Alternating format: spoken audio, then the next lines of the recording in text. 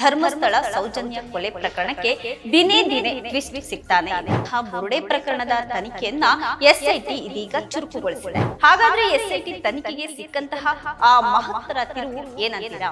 SIT ವಿಚಾರಣೆಯಲ್ಲಿ Mattannanavar ಮೃತ ಸೌಜನ್ಯ ಮಾವನ ವಿಠಲ್ ಗೌಡ ಅವರ ಪಾತ್ರ ಇದೆ ಅಂತ ಗಂಭೀರವಾದಂತಹ ಆರೋಪ ಕೂಡ ಮಾಡಿದ್ದಾರೆ. ಹಾಯ್ ಹಲೋ ನಮಸ್ಕಾರ, ಸ್ಪೀಡ್ ನ್ಯೂಸ್ ವಿಶೇಷ ಕಾರ್ಯಕ್ರಮಕ್ಕೆ ಸ್ವಾಗತ. ನಾನು ಸುನಂದ ಅನ್ಸೂಯೆ. ದೇಶಾದ್ಯಂತ ಭಾರಿ ಸಂಚಲನವನ್ನೇ ಸೃಷ್ಟಿ ಮಾಡಿದಂತಹ ಧರ್ಮಸ್ಥಳ ಸೌಜನ್ಯ ಕೊಲೆ ಪ್ರಕರಣಕ್ಕೆ ದಿನೇ ದಿನೇ ಟ್ವಿಸ್ಟ್ ಸಿಗ್ತಾನೆ ಇದೆ. ಕ್ಷಣಕ್ಕೊಂದು ಆಯಾಮ ತಿರುವು ಪಡೆದುಕೊಳ್ತಿರುವಂತಹ ಬುರುಡೆ ಪ್ರಕರಣದ ತನಿಖೆಯನ್ನ ಎಸ್ಐಟಿ ಇದೀಗ ಚುರುಕುಗೊಳಿಸಿದೆ.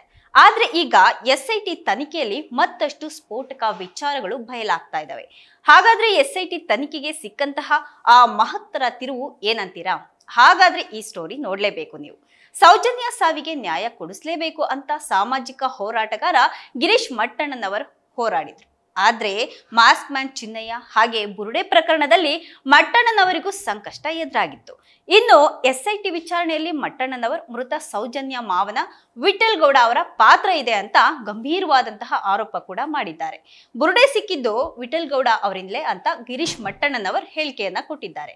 ಈ ರೀತಿಯಾದಂತಹ ಮಾಹಿತಿ ಕೂಡ ಸಿಕ್ಕಿದೆ. ಹಾಗಾದ್ರೆ ಆ ಬುರುಡೆ ಎಲ್ಲಿಂದ ಬಂತು ಅಂತ ಎಸ್ಐಟಿ ಪ್ರಶ್ನೆ ಕೂಡ ಮಾಡ್ತಿದ್ದಾರೆ. ಆಗ ಗಿರೀಶ್ ಮಟ್ಟಣ್ಣನವರ್ ಅಂತಿಮವಾಗಿ ಒಂದು ಸ್ಫೋಟಕವಾದಂತಹ ಹೇಳಿಕೆಯನ್ನೇ ಕೊಟ್ಟಿದ್ದಾರೆ. ಈ ಬುರುಡೆಯನ್ನ ನಮಗೆ ಸೌಜನ್ಯ ಅವರ ಮಾವ ವಿಠಲ್ ಗೌಡ ಅವರೇ ನೀಡಿದ್ದಾರೆ. ಇಷ್ಟೇ ಅಲ್ಲ, ಮಾಸ್ಕ್ ಮ್ಯಾನ್ ಚಿನ್ನಯ್ಯ ತೋರಿಸಿದಂತಹ 11A ಅಂತ ಗುರ್ತು ಮಾಡಿದಂತಹ ಜಾಗದಿಂದಾನೇ ಸ್ವಲ್ಪ ದೂರದಲ್ಲಿರುವಂತಹ ಬಂಗ್ಲೆಗುಡ್ಡ ಕಾಡಿನಿಂದ ತರಲಾಗಿದೆ ಅಂತ ಕೂಡ ಮಾಹಿತಿಯನ್ನ ನೀಡಿದ್ದಾರೆ. ಇನ್ನು ಈ ಹೇಳಿಕೆಯಿಂದ ಎಸ್ಐಟಿ ಅಧಿಕಾರಿಗಳು ಕೂಡ ತುಂಬಾನೇ ಶಾಕ್ ಆಗಿದ್ದಾರೆ. ಹಾಗಾದ್ರೆ ಈ ವಿಠಲ್ ಗೌಡಗೂ ಮತ್ತೆ ಚಿನ್ನಯ್ಯಗೂ ಇರುವಂತಹ ಸಂಬಂಧ ಆದ್ರೂ ಏನು? ವಿಚಾರಣೆ ವೇಳೆ ಮತ್ತಷ್ಟು ಮಾಹಿತಿ ಕೂಡ ಹೊರಬಿದ್ದಿದೆ. ವಿಠಲ್ ಗೌಡ ಮತ್ತೆ ಮಾಸ್ಕ್ ಮ್ಯಾನ್ ಚಿನ್ನಯ್ಯ ಹಲವು ವರ್ಷಗಳಿಂದ ಪರಿಚಿತರಾಗಿದ್ರು. ವಿಠಲ್ ಗೌಡ ಮತ್ತೆ ಮಾಸ್ಕ್ ಮ್ಯಾನ್ ಚಿನ್ನಯ್ಯ ಹಲವು ವರ್ಷಗಳಿಂದ ಪರಿಚಿತರಾಗಿದ್ರು. ಇದೀಗ ಇದು ಬಟಾ ಬಯಲಾಗಿದೆ.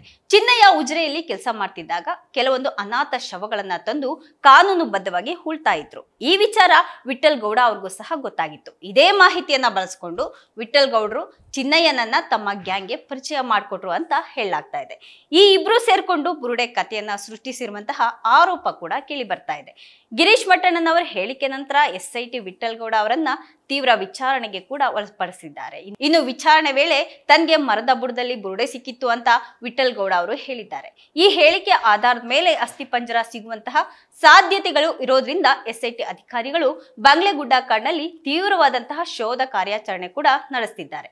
ಈ ಬುರುಡೆಯನ್ನ ಸುಮಾರು 1 ವರ್ಷದ ಹಿಂದೆ ಅಂದ್ರೆ ಬಂಗ್ಲೆಗುಡ್ಡದ ಬಳಿ ಇರುವಂತಹ ಅಲ್ಲಿಂದನೇ ತರಲಾಗಿತ್ತು ಅಂತ ಕೂಡ ಹೇಳಲಾಗ್ತಾ ಇದೆ. ಅಂದಿನಿಂದ 1 ವರ್ಷಗಳ ಕಾಲ ಈ ಬುರುಡೆ ಗ್ಯಾಂಗು ಆ ಬುರುಡೆ ಗ್ಯಾಂಗ್ ಹತ್ರ ಈ ಬುರುಡೆ ಇತ್ತಂತೆ, ಅಲ್ಲೇ ಇತ್ತು ಅನ್ನೋದು ಕೂಡ ಮಾಹಿತಿ ಲಭ್ಯ ಆಗ್ತಾ ಇದೆ.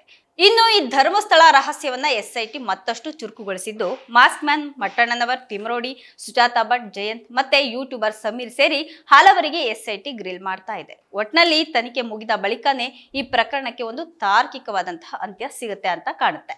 ಇದಾಗಿತ್ತು ಇವತ್ತಿನ ವಿಶೇಷ. ನಿರಂತರ ಸುದ್ದಿಗಾಗಿ ನೋಡ್ತಾ ಇರಿ ಸ್ಪೀಡ್ ನ್ಯೂಸ್ ಕನ್ನಡ. ಸುದ್ದಿ ನಿಮ್ಮದು, ವೇಗ ನಮ್ಮದು.